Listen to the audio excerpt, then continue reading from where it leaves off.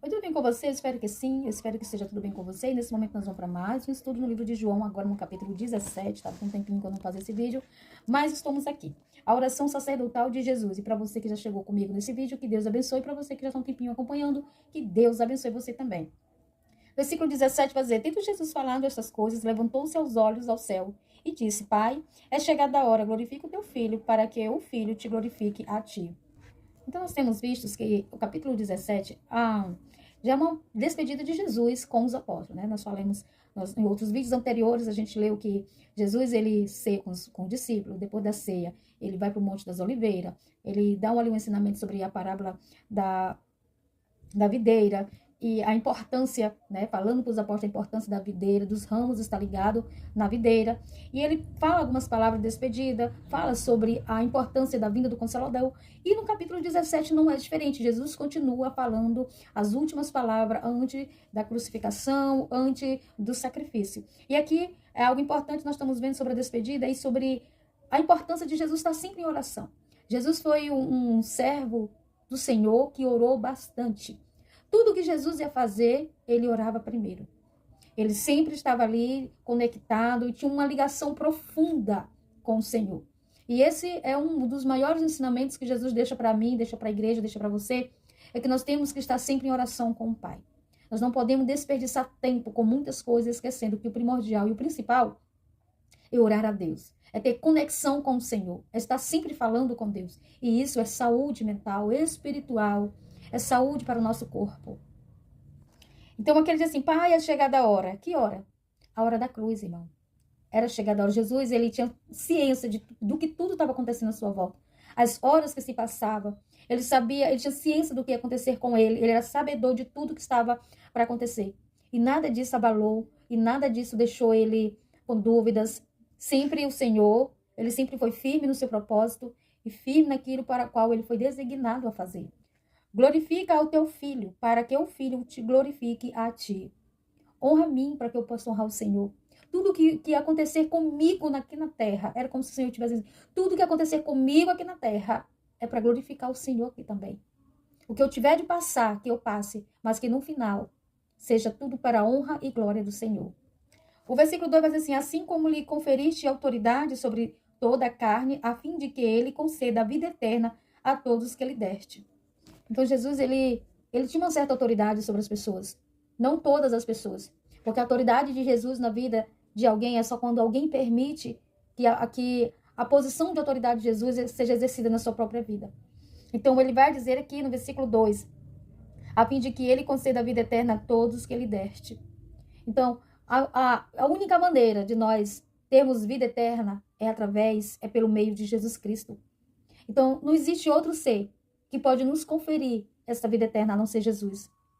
Um versículo 3 vai dizer, e a vida eterna é esta, que te conheçam a ti, o único Deus verdadeiro, e a Jesus Cristo, a quem enviaste. Então, a vida eterna está em conhecer a Deus. Está em conhecer a Deus e está em conhecer Jesus Cristo. Ah, Grazi, mas eu não creio. Ah, Grazi, mas eu não consigo ter fé, não consigo ver dessa forma. Tem tanta gente que não serve a Deus, tem tanta que nem conhece a Deus e vive tão bem, tão plenamente, vive muitas, às vezes até melhor do que muitos crentes que só vivem dentro da igreja. Isso eu não vou dizer que é mentira, mas uma coisa eu digo, tudo que nós ganhamos aqui nessa terra, ficará aqui nessa terra. Mas tudo que nós ganhamos com Cristo, na confiança, na submissão,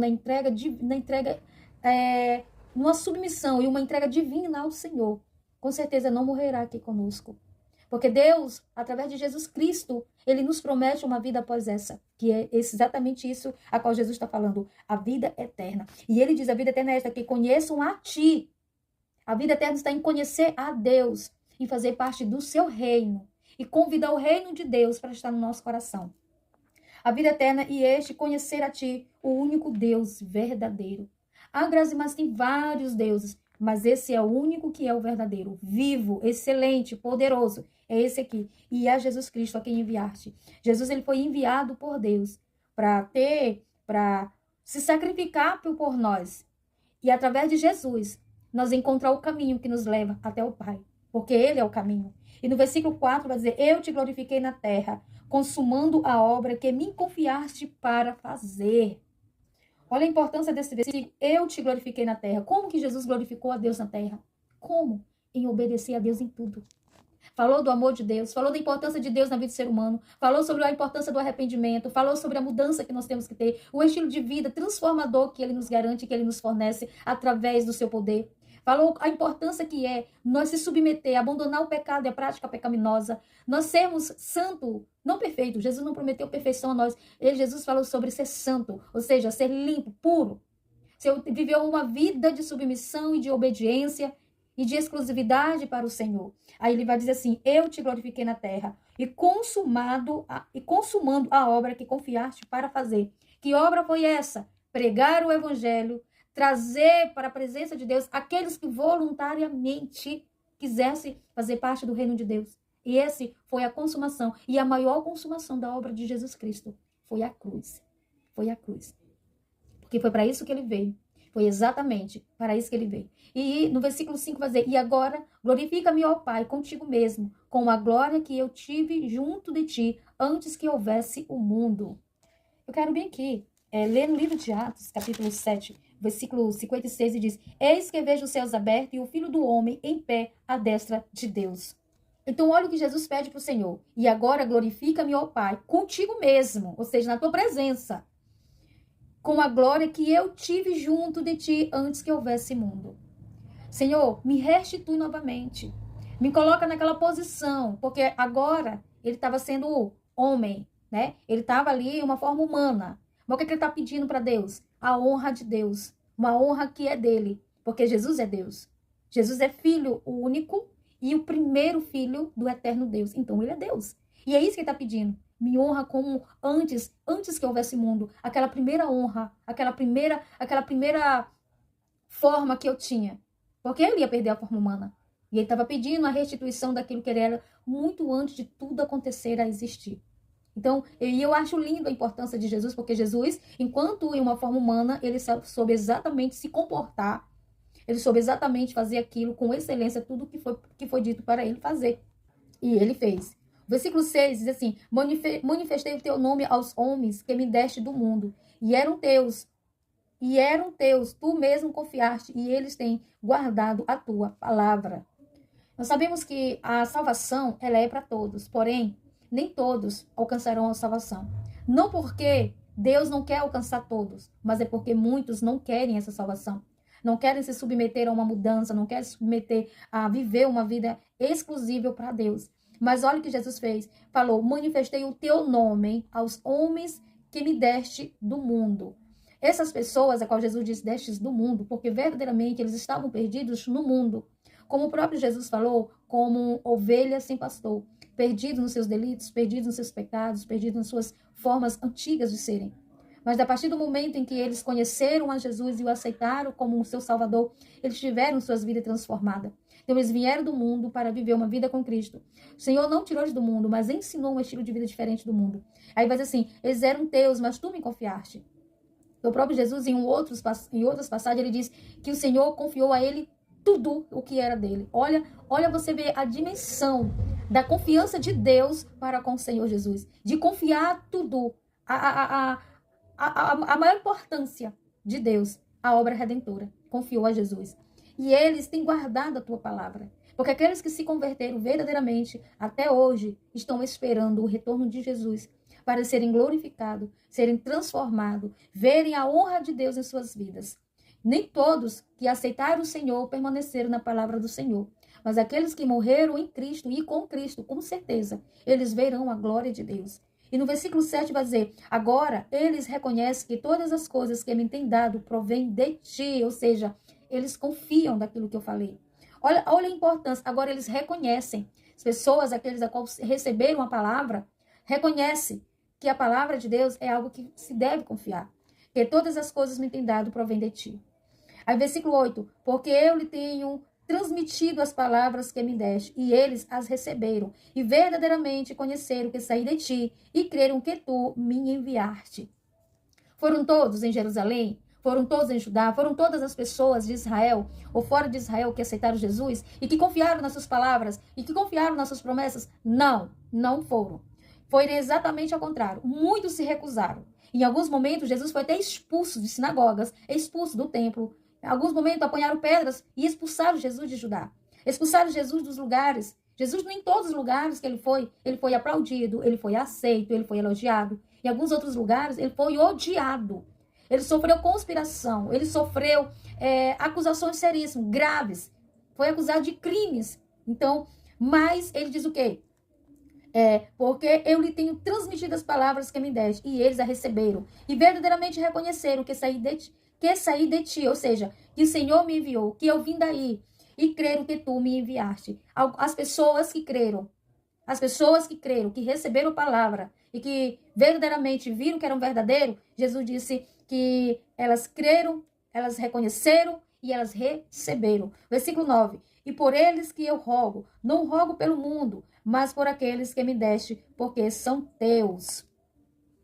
Olha a importância daqui, o Senhor diz assim, não rogo pelo mundo, mas por aqueles que me deste.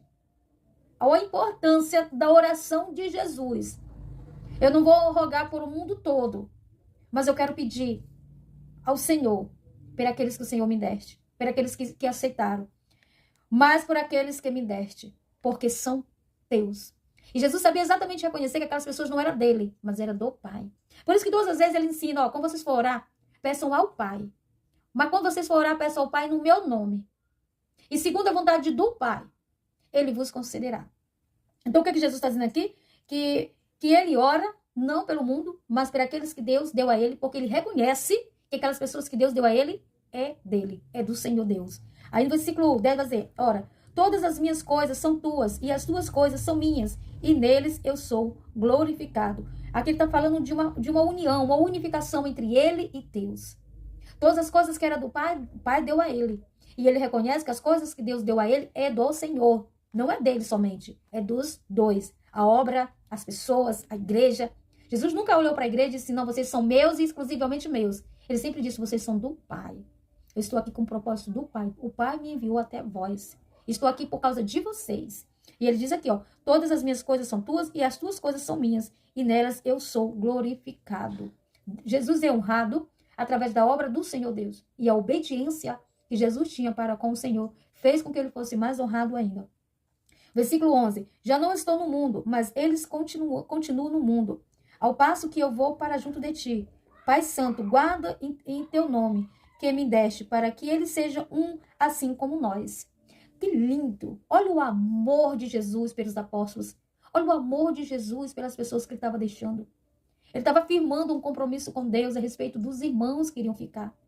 Porque ele sabia que aquelas pessoas que iriam ficar iriam sofrer muito. E realmente sofreram muito. Mas olha o pedido. Já não estou no mundo. Estou indo. Não posso mais ficar.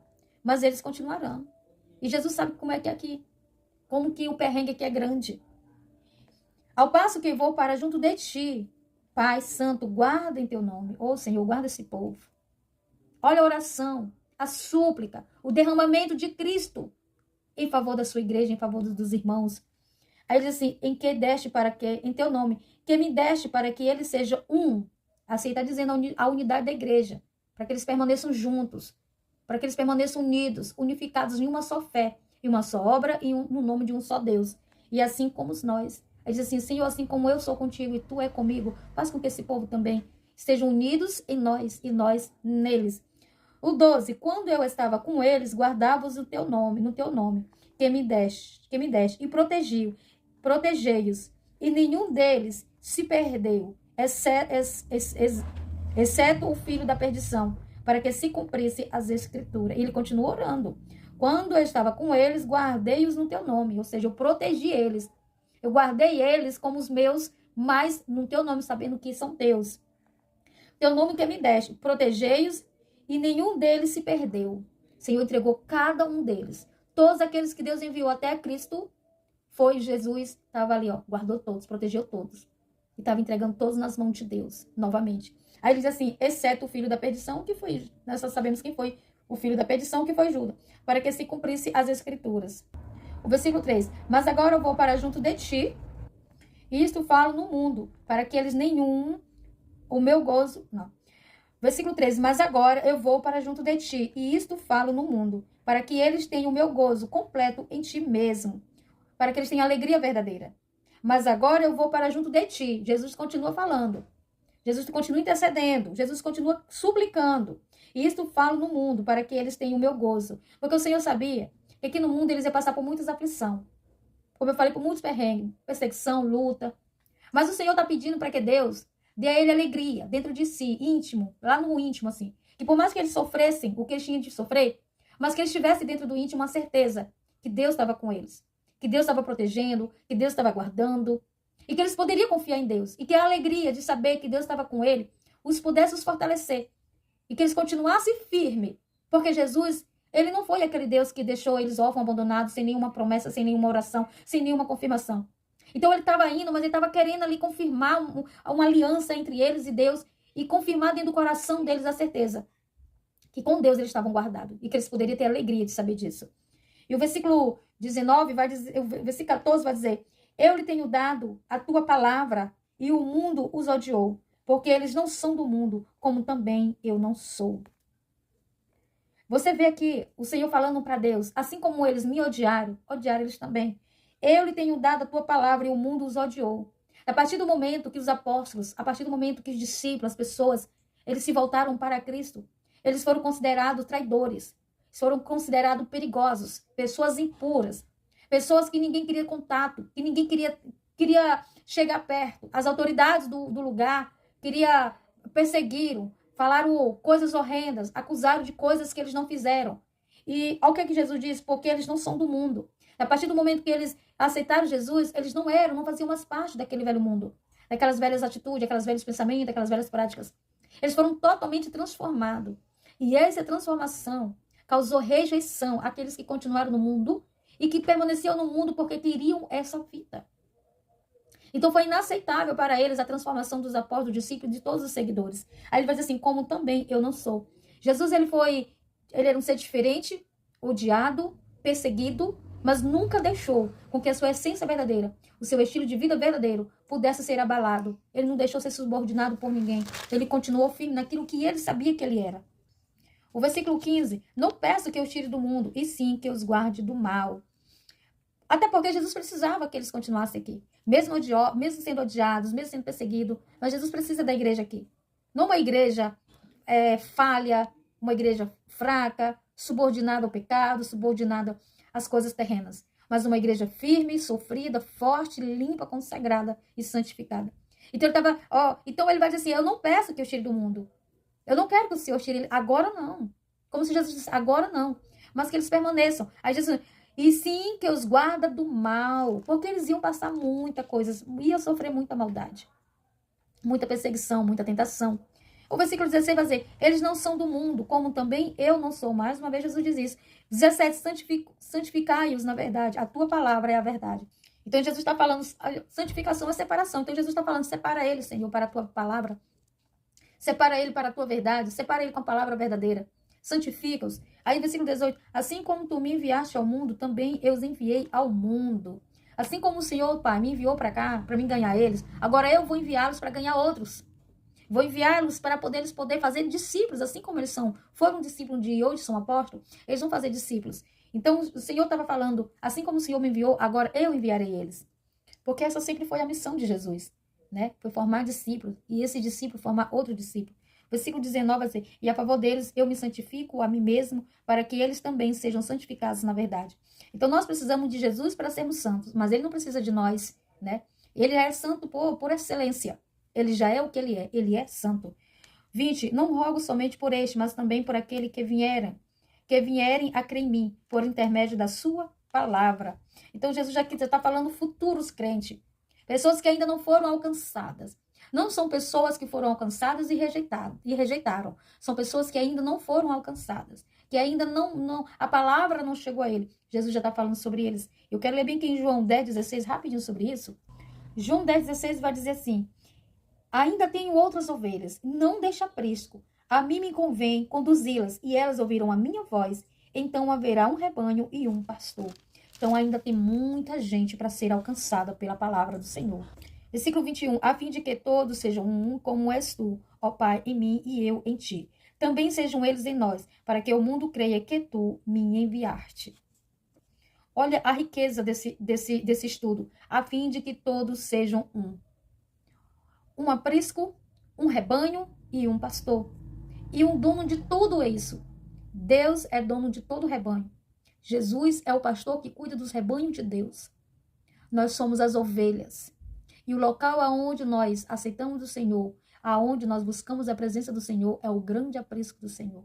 E um dia todos esse povo estarão reunidos em um só momento, em um só lugar. Aí ele diz assim, ó, como és tu, ó Pai, em mim e eu em ti, também sejam eles em nós. Então Jesus está pedindo unificação da sua igreja para com ele e para com o Pai. Para que o mundo creia que tu me enviaste. O mundo ainda há de crer. Hoje tem muita gente que rejeita por não crer. Mas haverá um tempo que vão crer.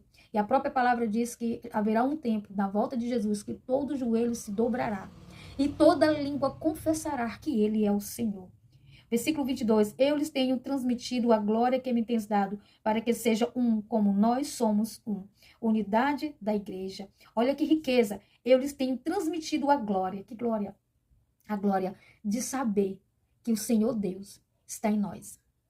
A glória de saber que Jesus, ele viveu aqui na terra para nos levar de volta para a casa do Pai.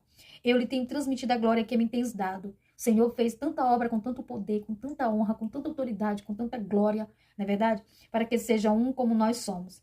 23. Eu neles e tu em mim, a fim de que sejam aperfeiçoados a unidade, para que o mundo conheça que tu me enviaste e amaste, como também amastes a mim. Então Deus, ele ama o seu povo. Deus, ele aborrece das nossas ações, dos nossos feitos, mas ele ama todos nós.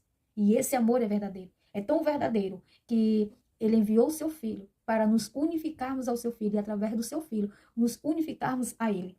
Versículo 24. Pai, a minha vontade é que onde eu estou estejam também comigo os que me deste, para que vejam a minha glória e que me conferiste, porque me amaste antes da fundação do mundo. Então Jesus está pedindo confirmação. Está pedindo que a igreja dele esteja juntamente com ele aonde ele possa estar. Que a igreja do Senhor esteja juntamente com ele, vendo o resplendor dele, vendo a glória dele, compartilhando de toda a essência, compartilhando de toda a excelência. Então é para isso que nós fomos chamados. Nós não fomos chamados simplesmente para vivermos aqui. Nós fomos chamados para conhecer verdadeiramente as promessas de Deus de perto através do Senhor Jesus. Ainda diz assim, Pai, justo, o mundo não te conheceu, eu porém te conheci, e também este compreenderam que tu me enviaste. Olha o que Jesus está dizendo, Pai, o mundo não te conheceu. E até hoje o mundo não conhece a Deus. Dizem que conhece, até dizem que ama a Deus, mas não conhece a Deus. Aí diz assim, eu porém te conheci. Ou seja, eu sei quem é o Senhor. Eu tenho plena certeza quem é o Senhor. E também estes compreenderão que tu me enviaste. Ou seja, está falando dos apóstolos. Se eles já estavam cientes de tudo o que estava acontecendo, imagine que eles iriam presenciar muita coisa ainda. Mesmo na ausência de Cristo, eles ainda iam presenciar muita glória de Deus. Eu lhe fiz conhecer o teu nome, e ainda o farei conhecer, a fim de que o amor com que me amaste estejam neles e eu neles esteja. Então Jesus está falando o que aqui? Então Jesus está falando o quê? Que ele conhece o amor de Deus. E ele quer revelar esse amor de Deus às nossas vidas. Ele estava orando pelos discípulos, pelos apóstolos, por aquelas pessoas que ainda seriam alcançadas. Por mim, por você que está vendo esse vídeo. Então ele quer revelar o seu amor. Ele quer que nós conhecemos a ele, conhecemos a Deus. Ele quer que nós conhecemos a unidade da glória de Jesus, da glória do Pai em nossas vidas. Então vale a pena a gente confiar. Vale a pena a gente nos entregar. Vale a pena a gente abandonar este mundo para viver uma vida com o Senhor Jesus. Eu não creio. Mas quando a gente abre a Bíblia para estudar um pouquinho, pede para Deus uma orientação, com certeza ficará mais fácil para a gente compreender. E a gente aceitar o Senhor como único suficiente Salvador. E eu quero encerrar te convidando a conhecer Jesus de verdade. Amém? Que Deus te abençoe em nome do Senhor.